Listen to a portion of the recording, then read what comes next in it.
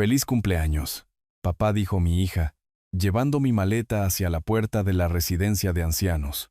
Su esposo sonrió como si fuera un regalo, no una traición.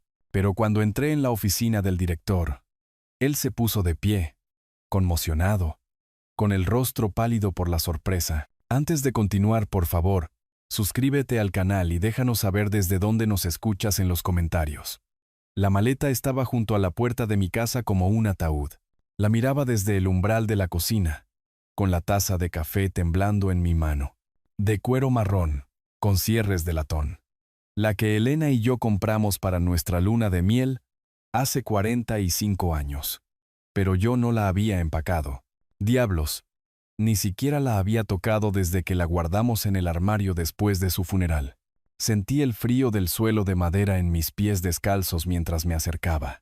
La cremallera estaba completamente cerrada, las esquinas abultadas con ropa metida a toda prisa. Un trozo de papel sobresalía del bolsillo lateral, con mi letra, pero más temblorosa de lo habitual. Arturo Vega, residencia El Roble Plateado. Valeria. Llamé hacia las escaleras, aunque sabía que no estaba allí. La casa me devolvió el eco de mi propia voz, hueca y confundida.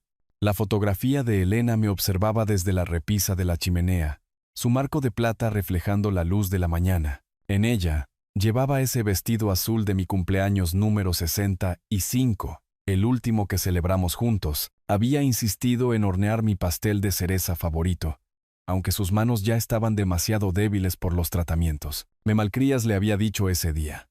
Para eso estamos las esposas, rió ella, con una mancha de harina en la mejilla. El recuerdo me golpeó como un puñetazo en el pecho. Mi Elena nunca habría permitido esto, fuera lo que fuese. Mi teléfono sonó, rompiendo el silencio. El nombre de Valeria apareció en la pantalla. «Feliz cumpleaños». Papá, su voz brillaba con una alegría artificial. «Tenemos una sorpresa muy especial planeada para ti hoy. Estate listo a las 2 en punto. Valeria, hay una maleta junto a mi puerta. Solo estate listo, papá». La calidez desapareció de su voz como el agua de una taza rota. «No hagas esto más difícil de lo que tiene que ser». «¿Más difícil que qué?». Se me hizo un nudo en la garganta. «Estaba planeando hornear tu pastel de cereza favorito. Quizás tú y Ricardo podrían quedarse a cenar, como solíamos hacer cuando. Ya veremos eso. Solo estate listo». La línea quedó en silencio. Sostuve el teléfono contra mi oído mucho, después de que el tono de llamada se detuviera. Como si aferrarme a él pudiera traerla de vuelta. Traer de vuelta a la hija que solía robar masa cruda de mi tazón. Mi mano temblaba mientras sacaba los ingredientes de la despensa. Harina, azúcar, el frasco de cerezas que Elena había enlatado nuestro último verano juntos. Necesitaba normalidad. Necesitaba el ritual de medir y mezclar, el consuelo de la tradición. Pero la harina se esparció por la encimera cuando se me cayó la bolsa. El azúcar crujió bajo mis pies. Las cerezas de Elena, rodaron rojas por el suelo de la cocina como diminutas gotas de sangre. Vi mi reflejo en la ventana sobre el fregadero. 70 años, el pelo canoso sin peinar, el pijama arrugado de una noche inquieta. ¿Cuándo me había convertido en este extraño frágil? ¿Cuándo había empezado mi propia hija a hablarme como si ya me hubiera ido? La masa del pastel tomó forma a pesar de mis dedos temblorosos. La estiré fina. La coloqué con cuidado en el molde favorito de Elena, el de cerámica con pequeñas rosas alrededor del borde. El que Valeria siempre admiraba de niña. A la 1:30, el pastel se enfriaba en la rejilla, llenando la casa con el aroma del hogar. Puse la mesa del comedor con la vajilla de nuestra boda. 3 servicios perfectamente dispuestos, platos blancos con bordes dorados, los que guardábamos para ocasiones especiales. Servilletas de tela que Elena había bordado ella misma. Quizás me equivocaba, quizás esta sorpresa era algo maravilloso, una fiesta, una celebración, una oportunidad de sentirnos como una familia de nuevo. Quizás la maleta era para un viaje de fin de semana a algún lugar especial. Exactamente a las 2 en punto. Oí el ruido de neumáticos sobre la grava. A través de las cortinas de encaje, vi la camioneta plateada de Valeria entrar en mi camino de entrada. Ella estaba en el asiento del copiloto, revisando su teléfono. Ricardo conducía, con su perfil afilado y concentrado.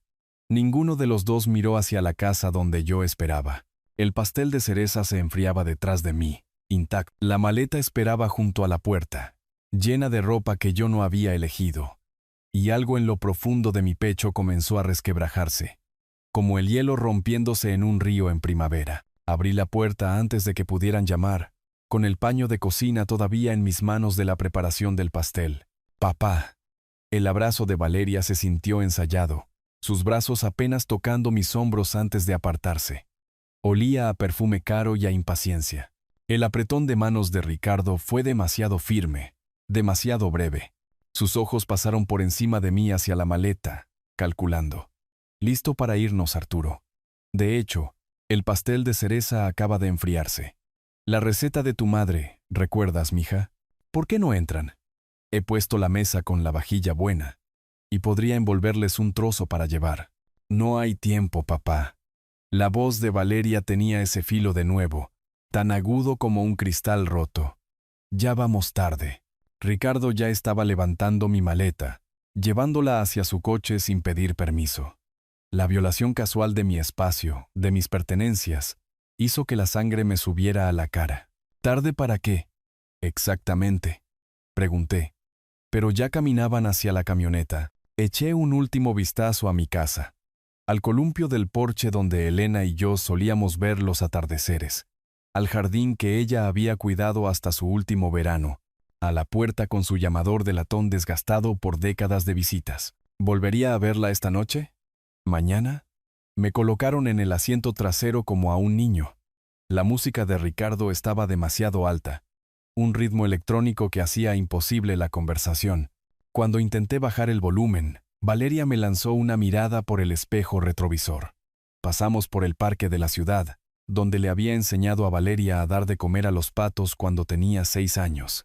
Su pequeña mano se había aferrado a la mía mientras esparcíamos migas de pan sobre la superficie del estanque. ¿Recuerdas cuando me rogabas que te trajera aquí todos los domingos? Me incliné hacia adelante, desesperado por cerrar la creciente distancia entre nosotros.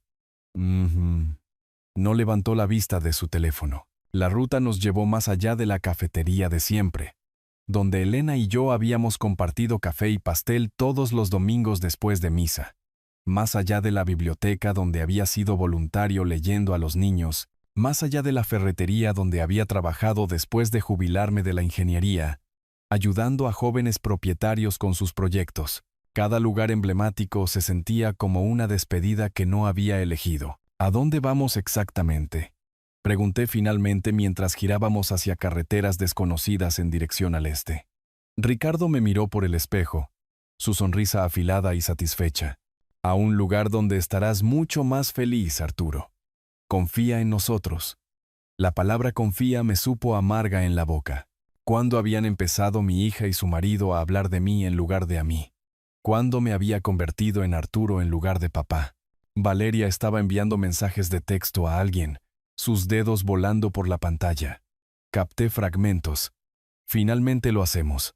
Y, oh, vaya, mucho mejor así. La luz azul del teléfono se reflejaba en su rostro, haciendo que sus rasgos parecieran fríos y desconocidos. 20 minutos después, el roble plateado apareció a la vista. Una extensa instalación moderna con césped bien cuidado y una entrada circular.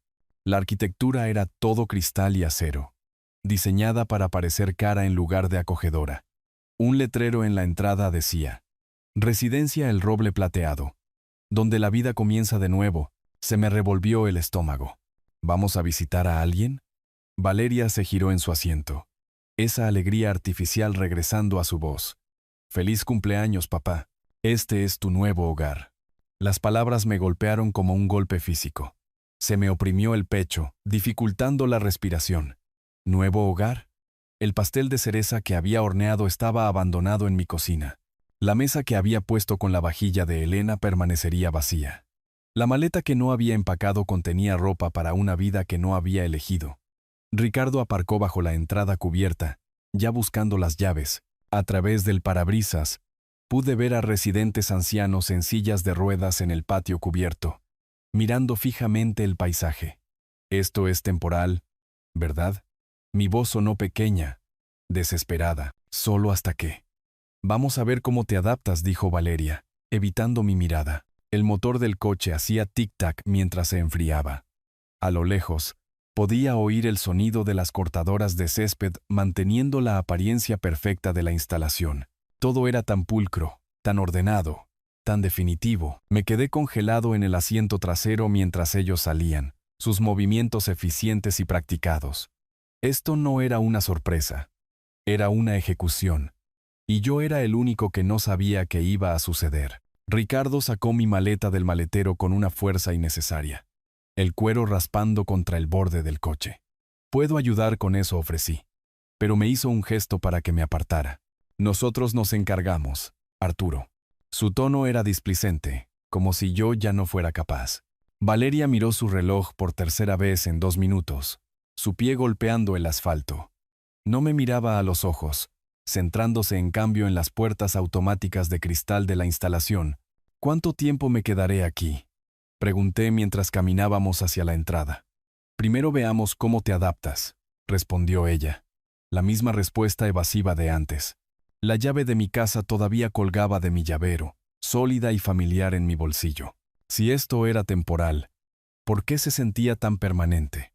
¿Por qué habían empacado todo lo que poseía en una sola maleta? Esto es por tu propio bien. Papá, la voz de Valeria tenía la calidad ensayada de alguien que había practicado este discurso. No te estás haciendo más joven y, francamente, no podemos ofrecerte el nivel de atención que necesitas. Pero yo les compré esa casa en el suburbio, dije. La desesperación se colaba en mi voz. Financié la cafetería de Ricardo cuando ningún banco quiso hacerlo. Nunca he pedido nada a cambio excepto. ¿Olvidas dónde pones las llaves?, interrumpió Valeria, cortando mis palabras como si fueran un ruido molesto. El mes pasado no recordabas dónde habías aparcado en el supermercado. Esas son señales de advertencia. Papá, Ricardo asintió con entusiasmo, su sonrisa de vendedor apareciendo en su rostro. Aquí tendrás enfermeras disponibles 24 horas al día. Hay un gimnasio, incluso clases de yoga. Mucho mejor que estar sentado solo en esa gran casa vacía donde la había criado, donde Elena y yo habíamos construido 45 años de recuerdos, donde el pastel de cereza que había horneado esta mañana todavía se enfriaba en la encimera. Mientras nos acercábamos a la entrada, capté fragmentos de su conversación susurrada. Pensaron que el ruido ambiental de la fuente a lo lejos ocultaría sus palabras, pero mi oído todavía era agudo. Ahora por fin podemos vender su casa, le murmuró Ricardo a Valeria, e invertirlo todo en la expansión de la cafetería. El agente inmobiliario cree que podemos sacar al menos $800,000, susurró ella de vuelta. Quizás más si la preparamos bien. Las palabras me cayeron como agua helada en las venas. $800,000. La casa que Elena y yo habíamos ahorrado para comprar, donde habíamos pintado cada habitación nosotros mismos, donde habíamos planeado envejecer juntos. Ya habían hablado con un agente inmobiliario. Ya habían planeado mi vida en torno a sus márgenes de beneficio. Pensé en todas las veces que los había ayudado a lo largo de los años. El pago inicial de su primer apartamento, el préstamo para el coche cuando el crédito de Ricardo era demasiado malo, la inversión empresarial que mantuvo a flote su cafetería durante la pandemia. Había sido cada abrazo, cada llamada de cumpleaños, cada cena familiar un cálculo de mi patrimonio neto. Sentí las piernas inestables al entrar en el vestíbulo. Suelos de mármol reflejaban la iluminación fluorescente. Obras de arte genéricas colgaban en paredes estériles. Paisajes producidos en masa que no significaban nada para nadie. El aire olía a desinfectante y resignación. Bueno, aquí estamos. La voz de Valeria era artificialmente brillante mientras señalaba el espacio. ¿No es encantador? Un anciano en silla de ruedas estaba sentado cerca de la ventana, mirando el estacionamiento. Una mujer con un andador pasaba lentamente. Sus hijos no estaban a la vista. El silencio era opresivo, roto solo por el suave susurro del aire acondicionado y el ruido distante de un televisor. «Te visitaremos pronto», dijo Valeria, inclinándose para otro abrazo superficial. Sus labios apenas rozaron mi mejilla, fríos y rápidos. Ricardo me estrechó la mano por última vez. «Cuídate, Arturo». Ya se estaban alejando, su alivio visible en la repentina relajación de sus hombros, en el aceleramiento de su paso. No miraron hacia atrás, ni una sola vez. A través de las puertas de cristal, los vi subir a su camioneta y marcharse, probablemente ya discutiendo cómo gastar el dinero de mi casa. Me quedé solo en el vestíbulo, con mi maleta a mis pies, comprendiendo finalmente el alcance de lo que había sucedido. No se trataba de mi seguridad o mi salud. Se trataba de $800,000 y la inconveniencia de un padre anciano que había sobrevivido a su utilidad. Las puertas automáticas se cerraron suavemente detrás de mí, sellándome en mi nueva realidad. En algún lugar a lo lejos, un televisor emitía concursos para una habitación vacía. Una enfermera pasó, sus zapatos chirriando contra el suelo pulido, sin molestarse en reconocer mi presencia. Ya no era Arturo Vega, ingeniero jubilado, esposo amoroso, padre generoso. Era un residente, un problema resuelto, una casa vendida. Pero mientras estaba allí, algo frío y calculador comenzó a cristalizarse en mi pecho. Me habían subestimado de maneras fundamentales. Sabían de la casa, pero no de la cartera de inversiones que Elena y yo habíamos construido. Sabían de mi edad, pero no de mis contactos. Sabían de mi soledad, pero no de mi capacidad para el pensamiento estratégico. Recogí mi maleta y caminé hacia el mostrador de recepción, mis pasos resonando en el espacio estéril. Si querían jugar con mi vida, estaban a punto de aprender que 70 años de experiencia me habían enseñado algunas cosas sobre ganar. «Señor Vega», la voz de una mujer interrumpió mi espiral de pensamientos. «Soy Jimena, su coordinadora de cuidados». Se acercó con la simpatía practicada de alguien que ha dado este discurso cientos de veces. Uniforme suave, zapatos cómodos, una foto en su credencial que parecía optimista sobre trabajar con residentes mayores. Su sonrisa nunca llegó a sus ojos. ¿Listo para ver su nuevo hogar? La seguí por el suelo de mármol, mis pasos resonando en el espacio estéril. El asa de la maleta se sentía extraña en mi mano, empacada por manos que no eran las mías, llena de ropa elegida por alguien que no me conocía. Jimena hablaba de los horarios de las comidas y las actividades, mientras yo estudiaba los detalles de la institución con ojo de ingeniero. Paredes de color beige diseñadas para ser relajantes pero que solo lograban ser insípidas. Música clásica a bajo volumen, probablemente seleccionada por un comité para no ser ofensiva. El ascensor susurró hacia arriba, segundo piso, habitación 237. Aquí estamos. El entusiasmo de Jimena rozaba lo maníaco mientras abría la puerta con una tarjeta. Su propio espacio privado. La habitación era más pequeña que mi vestidor en casa. Una cama individual con sábanas blancas industriales. Una cómoda que parecía de un dormitorio universitario. Una única ventana que daba al estacionamiento, desde donde pude ver que la camioneta de Valeria ya había desaparecido en el tráfico. La cena es a las 5 de la tarde. En punto, continuó Jimena, señalando un horario publicado junto a la puerta. La sala de actividades está al final del pasillo si quiere socializar. La fisioterapia comienza el lunes si su médico lo recomienda.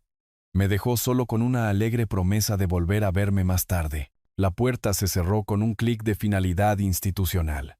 El silencio presionaba mis tímpanos. Afuera, los coches se movían por el estacionamiento como glóbulos rojos por las arterias, con un propósito, yendo a algún lugar, viviendo vidas reales. Me senté pesadamente en la cama, el colchón demasiado blando, desconocido. La maleta pesaba como evidencia de mis circunstancias disminuidas. Mis manos temblaban mientras abría la cremallera. Dentro, camisas que reconocía pero que no había usado en años, calcetines con agujeros que Elena nunca habría tolerado, ropa interior que pertenecía a la pila de trapos, pero faltaban cosas. El reloj de Elena, el Rolex de oro que me había regalado para nuestro 25º aniversario, grabado en la parte posterior, siempre tuya, desaparecido. Los álbumes de fotos familiares que documentaban la infancia de Valeria, nuestros viajes a Europa, 45 años de matrimonio, desaparecidos.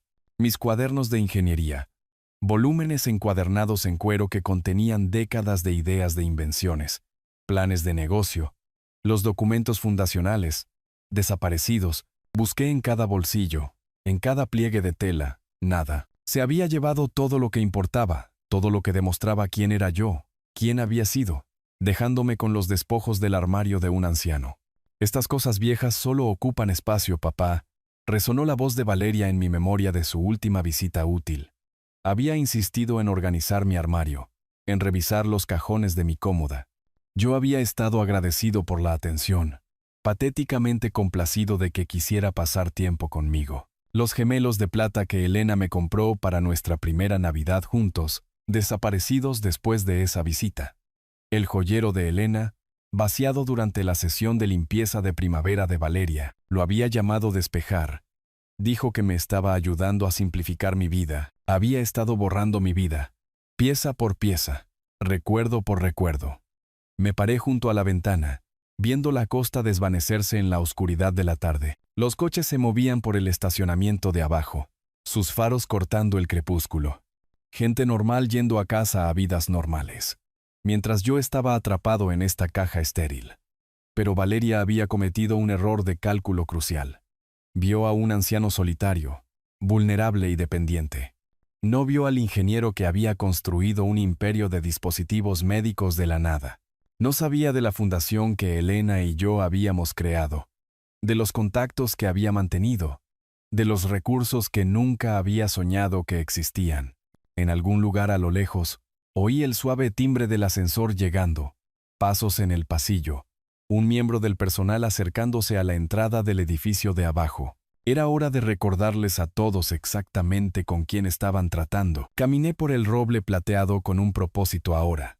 Mi paso seguro, a pesar de la alfombra institucional diseñada para amortiguar el sonido. Los pasillos contaban una historia que mi ojo de ingeniero podía leer fácilmente.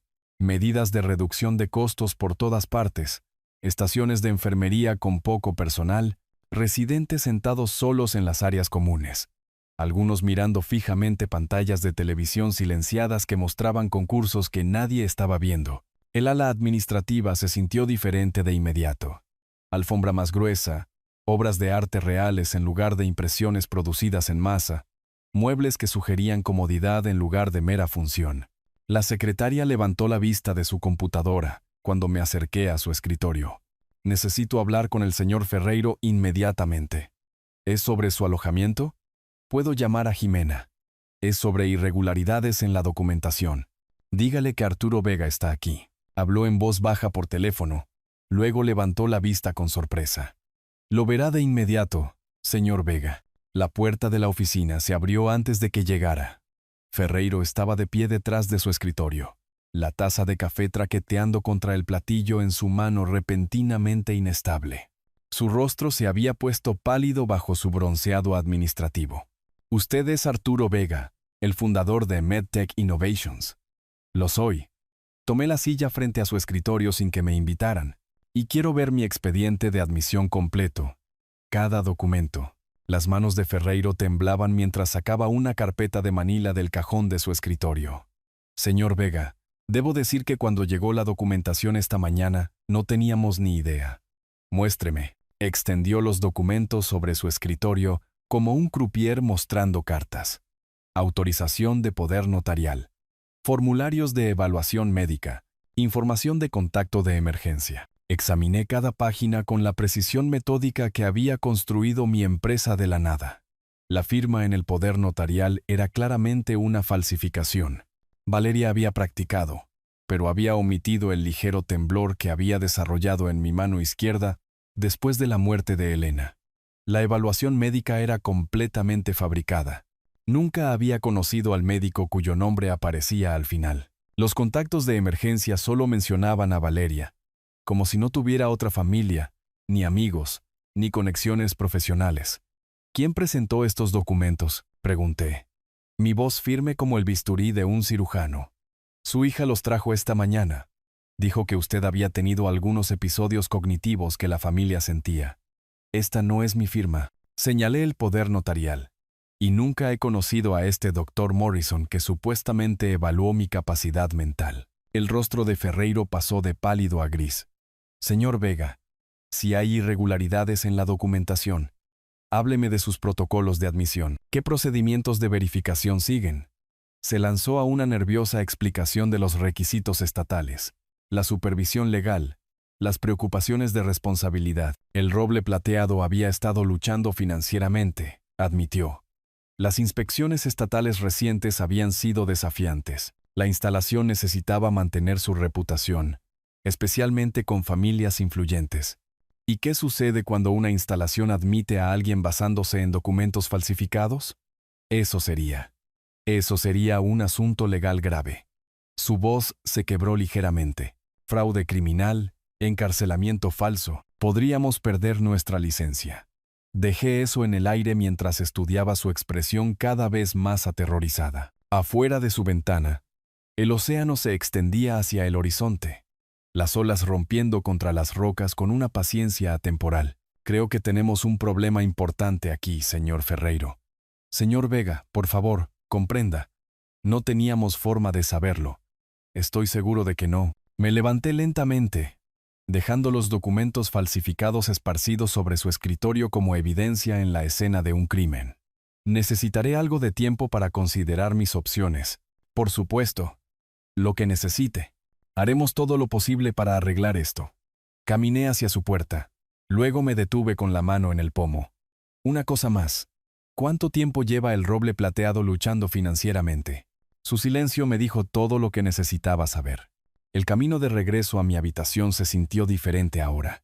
Cada paso tenía peso, propósito, el ritmo medido de alguien que entendía exactamente dónde estaban ocultas las palancas del poder. Observé la instalación con nuevos ojos, no como una víctima abandonada aquí contra su voluntad, sino como alguien que pronto podría estar tomando decisiones sobre su futuro. Una anciana estaba sentada sola en la sala de actividades, resolviendo un crucigrama con dedos artríticos. Un hombre en silla de ruedas miraba por la ventana hacia el estacionamiento, esperando visitantes que quizás nunca llegarían. El personal se movía eficientemente pero sin calidez, marcando casillas en sus gráficos en lugar de conectar con las personas a su cuidado. De vuelta en la habitación 237, me senté junto a la ventana mientras el océano se oscurecía con la noche que se acercaba. Las olas rompían contra la costa rocosa de abajo, su ritmo tan constante e implacable como el tiempo mismo. A Elena le encantaba ver el océano. Hace que nuestros problemas parezcan más pequeños, decía ella, su mano cálida en la mía mientras estábamos en la terraza de nuestra casa. Nuestra casa, la que Valeria planeaba vender por $800,000.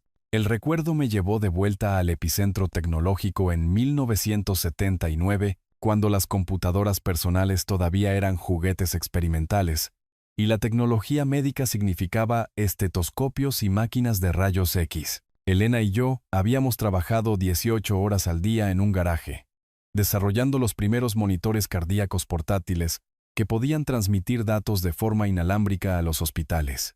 MedTech Innovations comenzó con un escritorio prestado y una visión de la tecnología al servicio de la humanidad.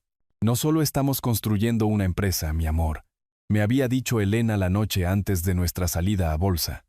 Estamos construyendo un legado. Cuando tengamos suficiente, Arturo, lo usaremos para ayudar a las personas que no pueden ayudarse a sí mismas. La Fundación Vega surgió de esa promesa. Inversiones estratégicas en tecnología sanitaria, financiación para la investigación médica y, finalmente, participaciones en residencias de ancianos por toda la costa. Elena insistió en que tomáramos un papel activo en la supervisión. Había visitado cada instalación personalmente, asegurándose de que nuestro dinero mejorara vidas en lugar de solo generar rendimientos. El roble plateado fue una de nuestras primeras inversiones, una participación del 15%, suficiente para influir en la política, pero no para controlar las operaciones diarias. Elena había creído en su declaración de misión sobre la dignidad y la independencia de los mayores. Se habría sentido devastada al ver en qué se había convertido. Valeria no tenía idea, absolutamente ninguna. Pensaba que yo era solo un viejo ingeniero viviendo de la pensión y del valor de su casa. Nunca había mostrado interés en la fundación. Nunca había preguntado por mis relaciones comerciales.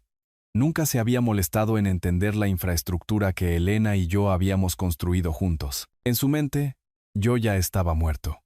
Solo un cuerpo inconveniente que aún no había dejado de respirar. Saqué mi teléfono y busqué contactos a los que no había llamado en meses. Marcos Herrera, el asesor legal de la fundación. Sara Cano, nuestra gerente de inversiones. Ladrá. Rebeca Santos, que supervisaba nuestras iniciativas de salud. Personas que entendían que la fundación no era solo dinero, era poder, aplicado con precisión y propósito. Las olas del océano abajo parecían pulsar con la voz de Elena. Usa lo que construimos, Arturo. Haz que importe. Me quedé junto a la ventana mientras el atardecer pintaba el cielo en tonos dorados y carmesí. En algún lugar detrás de mí, los sonidos institucionales de El Roble Plateado continuaban. Anuncios de la cena, rondas de medicación, la desesperación silenciosa de las personas que esperaban morir. Pero yo no era uno de ellos. Ya no. Valeria había despertado algo que no entendía. Esto ya no se trataba solo de venganza personal. Se trataba de un cambio sistémico, de usar las herramientas que Elena y yo habíamos construido para transformar no solo mi situación, sino las situaciones de todos los que habían sido olvidados, descartados o desechados por familiares, que veían signos de dólar en lugar de seres humanos. Toqué el número de Marcos Herrera en la pantalla de mi teléfono.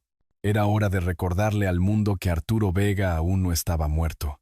A la mañana siguiente de mi llamada a Marcos, me senté en el comedor de El Roble Plateado, viendo el amanecer pintar el océano en tonos dorados y ámbar. Otros residentes pasaban arrastrando los pies con sus bandejas de desayuno, la mayoría evitando el contacto visual, todavía tratándome como a un compañero de infortunio, en lugar de en lo que me había convertido de la noche a la mañana. Marcos había trabajado durante toda la noche con nuestro equipo legal. A las 8 de la mañana, 3 abogados ya estaban en la ciudad, armados con documentación que desentrañaría el fraude cuidadosamente construido por Valeria, pieza por pieza. Señor Vega Jimena se acercó a mi mesa, su habitual comportamiento alegre reemplazado por un respeto nervioso. El señor Ferreiro quisiera verlo en su oficina. Lo encontré paseando detrás de su escritorio, con el teléfono pegado a la oreja, el sudor perlando su frente a pesar del frescor de la mañana. Cuando me vio, terminó su llamada abruptamente. Era nuestra compañía de seguros, dijo, sin preámbulos. Están muy preocupados por nuestra exposición a la responsabilidad. Si alguien fue admitido basándose en documentos falsificados, ese alguien tiene un nombre, interrumpí en voz baja, y ese alguien construyó la compañía de dispositivos médicos que revolucionó la monitorización cardíaca en la década de los 80. Le sugiero que lo recuerde. La nuez de Adán de Ferreiro subió y bajó mientras tragaba saliva. Por supuesto, señor Vega. Lo que quiero decir es que queremos cooperar plenamente con cualquier investigación. Bien, porque la inspectora Morales de la División de Fraudes de la Policía estará aquí a las 10 de la mañana. Necesitará acceso a todos los registros de admisión, entrevistas con el personal y grabaciones de seguridad del 20 de abril. ¿Ya ha contactado a la policía? Me levanté lentamente, mi reflejo capturado en la ventana detrás de su escritorio. He contactado a todos los que necesitan saber. La oficina del fiscal del distrito está abriendo una investigación formal por abuso de ancianos y fraude documental. La Junta de Licencias del Estado quiere revisar los procedimientos de admisión de El Roble Plateado. Y el Consejo de Administración de mi fundación está muy interesado en cómo se ha gestionado su inversión. Por primera vez desde que todo esto comenzó, sentí la satisfacción de ver el color desaparecer del rostro de otra persona. Ferreiro se hundió en su silla como un globo desinflado. ¿Qué podemos hacer para arreglar esto? Pueden empezar por tratar a cada residente aquí con la dignidad que merecen, dije, y pueden prepararse para explicar a los investigadores exactamente cuán fácilmente su instalación fue engañada por una mujer con un poder notarial falsificado. Lo dejé con ese pensamiento y volví a mi habitación. A través de la ventana, pude ver un coche de policía entrando en el área de estacionamiento de visitantes, la inspectora Morales puntual. Mi teléfono vibró con un mensaje de texto de Marcos. Orden de registro ejecutada en la casa de V, a las 7 de la mañana. Encontraron las joyas de Elena, tus cuadernos de ingeniería, fotos familiares, todo documentado como evidencia. Otro mensaje siguió inmediatamente. Registros bancarios del negocio de R muestran pago a falsificador de documentos. Rastro de papel completo. Dejé el teléfono a un lado y abrí la ventana para respirar el aire salado. En algún lugar de la ciudad, Valeria probablemente estaba descubriendo que su cuidadosa planificación había pasado por alto un detalle crucial. Nunca se había molestado en saber quién era realmente su padre. La brisa matutina del océano trajo el sonido de las gaviotas llamándose unas a otras sobre las olas. Me recordó a Elena, a quien le encantaba verlas zambullirse en busca de peces desde nuestra terraza. Siempre decía que eran cazadoras pacientes, esperando el momento exacto para atacar. Abajo, en el estacionamiento, la inspectora Morales salía de su coche, maletín en mano. Sincronización perfecta, mi Elena. Sincronización perfecta. La inspectora Morales era más joven de lo que esperaba. Quizás unos 40 años, con el tipo de enfoque agudo que proviene de años de desentrañar crímenes financieros. Instaló su computadora portátil en la sala de conferencias de El Roble Plateado como un cirujano organizando sus instrumentos. Señor Vega, he revisado la evidencia preliminar que sus abogados proporcionaron. Esto parece ser un fraude sistemático que abarca varios meses. Ferreiro se movió incómodamente en su silla a mi lado. Inspectora, quiero enfatizar que El Roble Plateado no tenía conocimiento de ninguna irregularidad. Señor Ferreiro, interrumpió Morales sin levantar la vista de su pantalla. Los procedimientos de su instalación son parte de esta investigación. Por favor, responda solo lo que pregunte. Se volvió hacia mí. Empecemos con la cronología. ¿Cuándo notó por primera vez que faltaban objetos personales de su casa? El reloj de Elena desapareció en febrero durante lo que Valeria llamó una sesión de despeje. Los álbumes de fotos familiares se desvanecieron en marzo cuando me ayudó a organizar el estudio.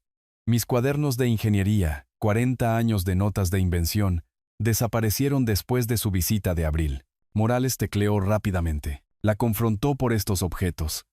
Confié en ella. Dijo que me estaba volviendo olvidadizo, que estaba protegiendo cosas valiosas para que no se perdieran. La admisión supo amarga. Le creí a mi propia hija cuando dijo que necesitaba ayuda. ¿Y el poder notarial falsificado? Ferreiro produjo el documento con manos temblorosas. Morales lo examinó bajo una lupa, comparándolo con mi firma real en mi identificación. Los patrones de trazo son incorrectos, señaló. Quienquiera que haya falsificado esto, practicó, pero no pudo replicar el ligero temblor en su mano dominante. ¿Cuándo se desarrolló eso? Después de la muerte de Elena. Relacionado con el estrés. Valeria lo habría sabido si hubiera prestado atención. Morales fotografió el documento desde múltiples ángulos. Encontramos la herramienta de falsificación original en la residencia de su hija esta mañana.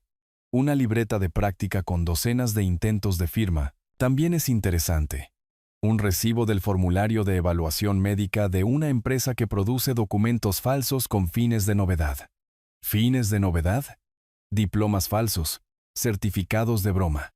Aparentemente también informes médicos fraudulentos para familiares que quieren declarar incompetentes a sus parientes.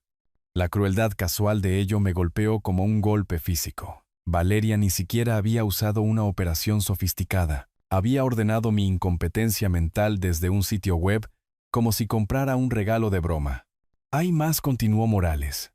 La cuenta comercial de su yerno muestra un pago de $1,500 a alguien llamado Darío Campos, un conocido falsificador de documentos con antecedentes por fraude a personas mayores. Ya ha aceptado testificar a cambio de una reducción de cargos. Ferreiro emitió un sonido ahogado. $1,500 para destruir la vida de un hombre. En realidad, dijo Morales, consultando sus notas, el pago se detalló como servicios de consultoría. Muy profesional. Incluso pidieron un recibo. Me mostró fotografías de la ejecución de la orden de registro. La mesa de mi comedor cubierta con bolsas de evidencia. Las joyas de Elena dispuestas como piezas de un rompecabezas. Mis cuadernos de ingeniería. Las cubiertas de cuero desgastadas por décadas de uso. Fotos familiares esparcidas por la encimera de la cocina, donde Valeria aparentemente había estado decidiendo qué recuerdos borrar. Lo interesante, continuó Morales, es lo metódico que fue todo esto. Su hija creó un rastro de papel que probaba su supuesta incompetencia mientras robaba simultáneamente evidencia de sus logros reales. Es como si estuviera tratando de reescribir la historia. A través de la ventana de la sala de conferencias, pude ver a Elvira en su silla de ruedas leyendo un libro en el patio. Lorenzo estaba preparando un tablero de ajedrez cerca. Aunque el club de ajedrez había sido cancelado hace meses debido a restricciones presupuestarias. Personas normales viviendo vidas disminuidas porque las instituciones priorizaban el beneficio sobre la dignidad. Inspectora Morales. ¿Qué sucede ahora? Acusación del gran jurado. Probablemente dentro de 2 semanas. Abuso de ancianos, fraude, conspiración, robo de identidad. Su hija y su yerno se enfrentan a una pena de prisión sustancial, si son condenados. Cerró su computadora portátil con un chasquido definitivo. Señor Vega, en 20 años de investigación de crímenes financieros, nunca he visto un rastro de papel tan completo. Documentaron su propia conspiración criminal. Después de que se fue, me senté solo en la sala de conferencias mirando el océano a través de las ventanas manchadas de sal. En algún lugar de la ciudad, Valeria probablemente estaba consultando abogados, aprendiendo que su padre no era el anciano indefenso que pensaba que estaba borrando. Mi teléfono sonó. Marcos. Arturo. Tienes que ver las noticias de la noche. Las noticias de la noche se transmitían en todos los televisores de El Roble Plateado. Los residentes se reunieron en la sala común. Sus bandejas de cena olvidadas mientras el presentador entregaba la historia que definiría el legado de mi hija. La policía ha arrestado a una empresaria local y a su esposo por cargos de abuso de ancianos y fraude. Valeria Walsh y Ricardo Walsh supuestamente falsificaron documentos para internar a su padre de 70 años en un centro de atención contra su voluntad. La fotografía de Valeria llenó la pantalla. Un retrato profesional del sitio web de su cafetería, todo sonrisas y calidez artificial. La ironía no pasó desapercibida para mí. La víctima, Arturo Vega, es el fundador de MedTech Innovations y un prominente filántropo de la ciudad. La policía dice que los sospechosos robaron sistemáticamente pertenencias personales y planeaban vender su casa para financiar su negocio en quiebra. Elvira acercó su silla a la mía. Señor Vega, ¿esa es realmente su hija? Antes de que pudiera responder, mi teléfono vibró. Valeria. Después de 3 días de silencio, finalmente estaba llamando. Papá, por favor, tienes que retirar la denuncia.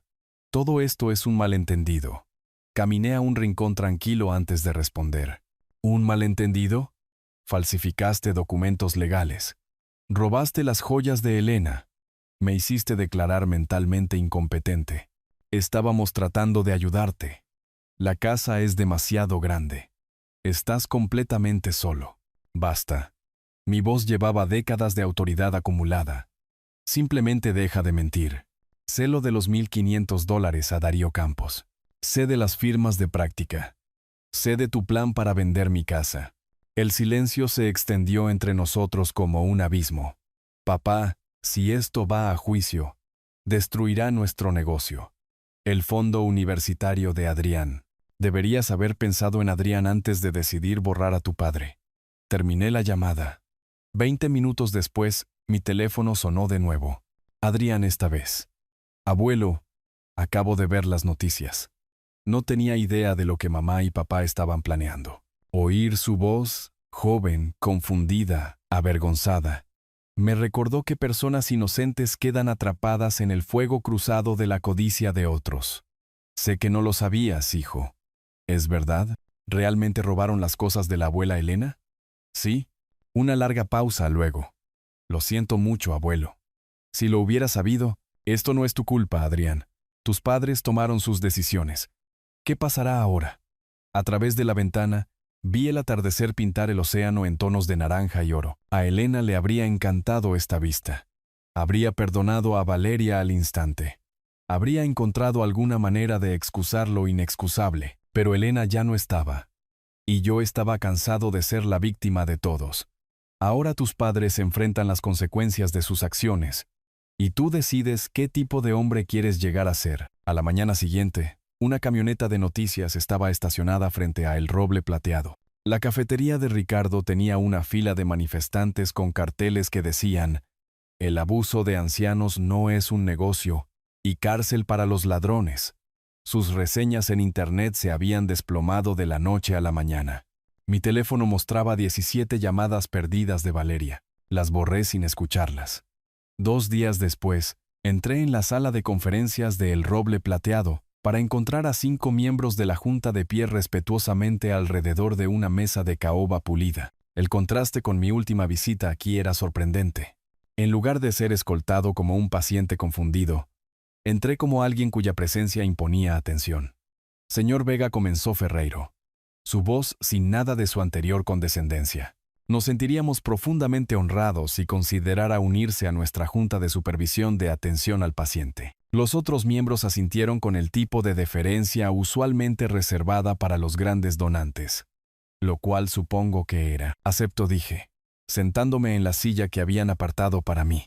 Siempre y cuando prioricemos la dignidad del residente por encima de los márgenes de beneficio. La miembro de la Junta, Patricia Cano, una administradora de hospital jubilada, se inclinó hacia adelante. Hemos revisado sus recomendaciones preliminares: la restauración del club de ajedrez, la renovación de la biblioteca, el programa de terapia artística. ¿Cuál es la inversión proyectada? $300,000 para el primer año. Abrí el portafolio que Marcos había preparado. La Fundación Vega cubrirá todos los gastos. La dignidad no tiene precio. La sala quedó en silencio, excepto por el rasguño de las plumas tomando notas. Había aprendido hace mucho tiempo que los números específicos hacen concretos los conceptos abstractos. Señor Vega, preguntó el miembro de la Junta, Jaime Rivera, ¿cuál es su cronograma para la implementación? El club de ajedrez se reanuda el próximo martes. Ya he contactado a Lorenzo para coordinar. Es un excelente jugador que ha estado languideciendo sin estimulación intelectual. La renovación de la biblioteca comienza el lunes, con nuevos libros de letra grande llegando el jueves. La terapia artística comienza la semana siguiente con estudiantes de la universidad comunitaria local. Deslicé fotografías sobre la mesa.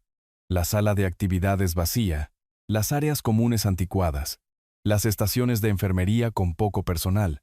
Estos no son solo partidas presupuestarias, son las vidas de las personas. Recorrimos la instalación juntos y observé cómo sus expresiones cambiaban al ver el roble plateado a través de los ojos de los residentes, en lugar de la conveniencia de los administradores. Elvira nos mostró su pequeña colección de libros, disculpándose por su estado desgastado. Lorenzo demostró movimientos de ajedrez en un tablero improvisado hecho de cartón y tapas de botella. Este espacio podría albergar 20 mesas de ajedrez, le dije al grupo, señalando la sala de recreo infrautilizada. Y esta pared sería perfecta para exhibir las obras de arte de los residentes. El miembro de la Junta, el doctor Martínez, asintió pensativamente. La participación de los residentes mejoraría drásticamente. Participación, salud física, estimulación mental, satisfacción familiar. Todo interconectado, asentí. La atención de calidad no es cara cuando se miden los resultados correctos. De vuelta en la sala de conferencias, firmé los documentos de nombramiento de la Junta mientras observaban con algo cercano al asombro. Los documentos de compromiso de la Fundación siguieron, haciendo la financiación legalmente vinculante. Una cosa más, dije, tapando mi pluma con deliberada ceremonia. Quiero revisiones de progreso mensuales con la opinión de los residentes. No encuestas sobre satisfacción, sino conversaciones reales sobre lo que necesitan para mantener la dignidad. Ferreiro prácticamente vibraba con energía nerviosa. Por supuesto, señor Vega, lo que usted considere mejor.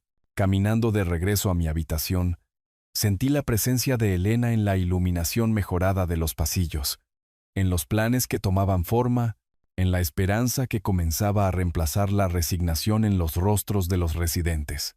Ella siempre había creído que el dinero sin propósito era solo papel. El propósito sin recursos era solo una ilusión. Ahora, yo tenía ambos. Mi teléfono sonó cuando llegué a la habitación 237. Marcos con noticias sobre la estrategia mediática para el caso de Valeria. Era hora de asegurar que la victoria legal se tradujera en un cambio duradero. Para mayo, La historia había crecido más allá de las noticias locales hasta convertirse en una historia de advertencia sobre el abuso de ancianos que resonó en todo el país.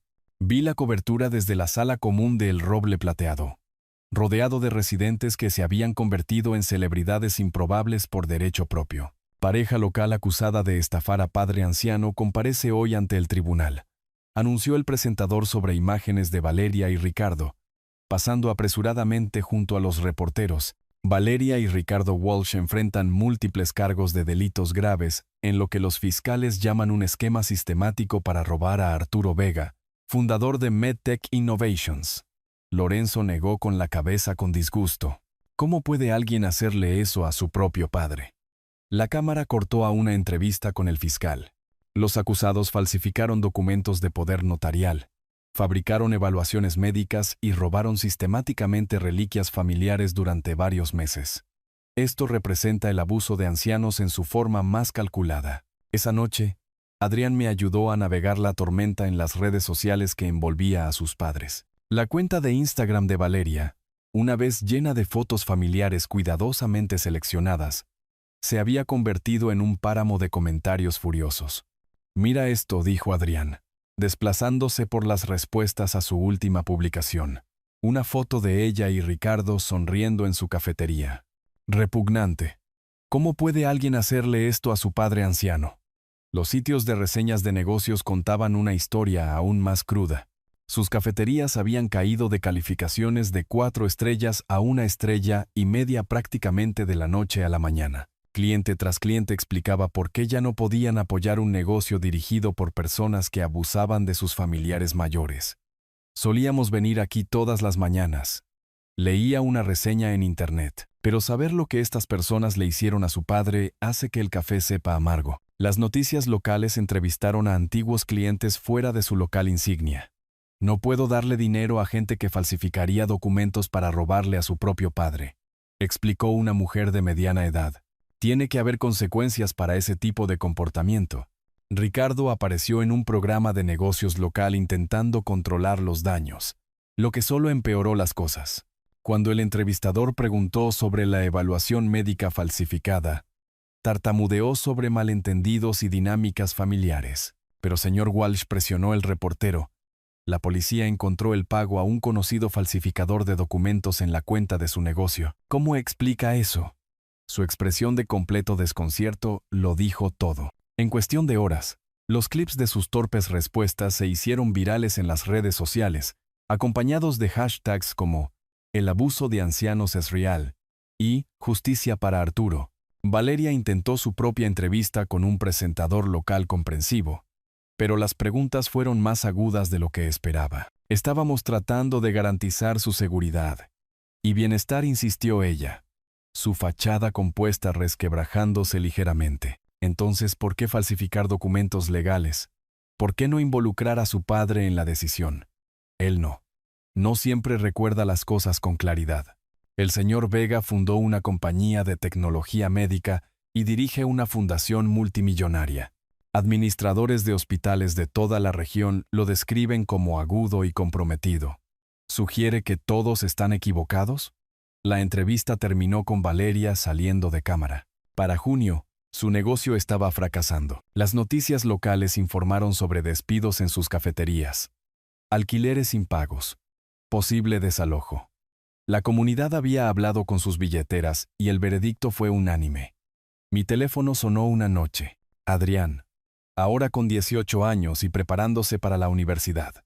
Abuelo, he estado pensando en cambiar mi carrera a gestión de organizaciones sin fines de lucro. Quiero aprender a dirigir una fundación correctamente. A través de mi ventana, el océano reflejaba el atardecer en tonos dorados y carmesí. Elena habría estado orgullosa del muchacho en que Adrián se estaba convirtiendo a pesar de las elecciones de sus padres. Eso es excelente, hijo. La fundación necesitará el liderazgo de alguien que entienda que la verdadera riqueza reside en ayudar a los demás. Un año de transformación estaba casi completo, el 20 de abril de 2025. Exactamente un año después, estaba de nuevo en mi propia cocina, la luz de la mañana entrando a raudales por las ventanas que daban al jardín que Elena y yo habíamos plantado juntos. El pastel de cereza horneándose en el horno llenaba la casa con el mismo dulce aroma que esa terrible mañana de hace 12 meses. Pero todo lo demás había cambiado. Mi maleta estaba en el armario, donde pertenecía. El joyero de Elena estaba de vuelta en nuestro tocador. Cada pieza cuidadosamente devuelta después de servir como evidencia. Los álbumes de fotos familiares volvían a alinear los estantes de la sala, documentando tiempos más felices cuando todavía creía en el amor de mi hija. El timbre sonó exactamente a las 2 en punto. No era Valeria esta vez. Estaba cumpliendo una sentencia de 18 meses por abuso de ancianos y fraude. En cambio, Adrián estaba en mi porche. Ahora con 19 años y estudiando gestión de organizaciones sin fines de lucro en la Universidad Estatal. Feliz cumpleaños, abuelo. Su abrazo fue cálido, genuino, todo lo que sus padres nunca habían sido. Nos sentamos en la mesa de mi cocina, la que Elena y yo habíamos elegido hace 40 años, mientras le explicaba los documentos de la fundación que heredaría. Tu bisabuela, Elena, creía que la riqueza era una herramienta para la dignidad, le dije mientras firmaba los papeles de sucesión. Solía decir que el dinero sin propósito era solo papel con números. Entiendo, abuelo. Prometo honrar lo que tú y la bisabuela construyeron. Juntos, condujimos a El Roble Plateado para lo que se había convertido en mi reunión semanal de la Junta. La transformación era notable. Las mesas de ajedrez ocupaban la sala de recreo, donde 15 residentes jugaban con intensa concentración. La nueva biblioteca albergaba a Elvira leyendo cuentos a niños visitantes de la escuela primaria del barrio. Las sesiones de terapia artística llenaban el ala este de risas y creatividad. Señor Vega, llamó Lorenzo desde su partida de ajedrez con un nieto visitante. Venga a ver el horario del grupo de discusión de filosofía. Debatiremos sobre Aristóteles la próxima semana. El tablón de anuncios cerca de la entrada mostraba cartas de agradecimiento de residentes y familias. La nota de Elvira, escrita con su cuidadosa caligrafía, decía: «Usted le devuelve la dignidad a la gente olvidada». Una hija cuya madre ahora prosperaba aquí había escrito: «Mamá está feliz por primera vez en 3 años». El informe trimestral de Ferreiro mostraba un éxito medible. Una lista de espera para la admisión. Reconocimiento del Estado como una instalación modelo. La retención de personal había aumentado un 60%. La calificación de excelencia nos sitúa en el 5% superior a nivel estatal, le dijo a la Junta con evidente orgullo. La excelencia sigue naturalmente cuando tratas a las personas como seres humanos en lugar de inventario, respondí. De vuelta en mi cocina. Mientras se acercaba el atardecer, coloqué una sola vela en el pastel de cereza. No por soledad esta vez, sino por celebración. Las paredes mostraban obras de arte de los residentes de El Roble Plateado. Paisajes marinos en acuarela, retratos a carboncillo, piezas abstractas que hablaban de mentes que aún creaban, que aún contribuían. Una fotografía de la instalación transformada estaba junto al retrato de Elena. En ella, los residentes jugaban al ajedrez, leían libros, pintaban lienzos, interactuaban con las familias visitantes. Sus rostros mostraban satisfacción, propósito, la dignidad que Elena y yo siempre habíamos creído que toda persona merecía. Encendí la vela y hablé a la cocina silenciosa. Feliz cumpleaños, Arturo. Elegiste la justicia sobre la venganza, la transformación sobre la destrucción. El teléfono sonó. Era Adrián llamando desde su dormitorio. Abuelo, quería contarte sobre mi clase de gestión de fundaciones. Estudiamos tu transformación de El Roble Plateado como un ejemplo de filantropía estratégica, creando un cambio sistémico. A través de la ventana, el océano reflejaba la última luz del día. En algún lugar a lo lejos, las gaviotas se llamaban unas a otras sobre las olas. Cazadoras pacientes, solía decir Elena, que sabían exactamente cuándo atacar. Cogí el teléfono, rodeado de la evidencia de un año que había transformado la traición en propósito, la soledad en legado y la victimización en victoria. Cuéntamelo todo, hijo. Tenemos un trabajo importante por delante. Si te gustó esta historia, por favor, dale me gusta a este video. Suscríbete al canal y comparte tus impresiones sobre esta historia en los comentarios. Para escuchar la siguiente historia, haz clic en el recuadro de la izquierda. Gracias por tu atención.